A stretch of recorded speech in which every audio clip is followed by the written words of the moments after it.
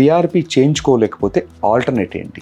వాళ్ళకి మీరు మీ doctors prescribe చేసిన మినాక్సిడిల్ కానీ లేదంటే కొన్నిసార్లు ఫినస్ట్రాయిడ్ లాంటి టాబ్లెట్స్ వాడుతూ మీరు పిఆర్పి ఆప్షన్ లేనప్పుడు లో లైట్ లేజర్ థెరపీ అని ఒక డివైస్ ఉంటుంది. అది ఒక క్యాప్లా ఉంటుంది. అది వీక్లీ ఒక 3 times అది వాడచ్చు.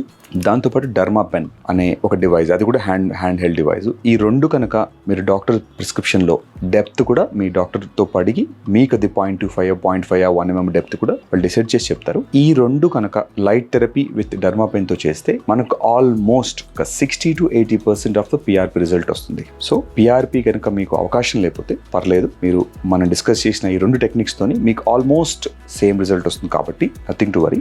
బట్ ఇఫ్ పాసిబిలిటీ ఉంటే డెఫినెట్గా PRP is more superior than any of the measures. So అవకాశం ఉంటే తప్ప కంపల్సరీ మనకు కాదు. దానికి ఆల్టర్నేటివ్గా you can use medical treatment with low light laser therapy and డర్మాపెన్.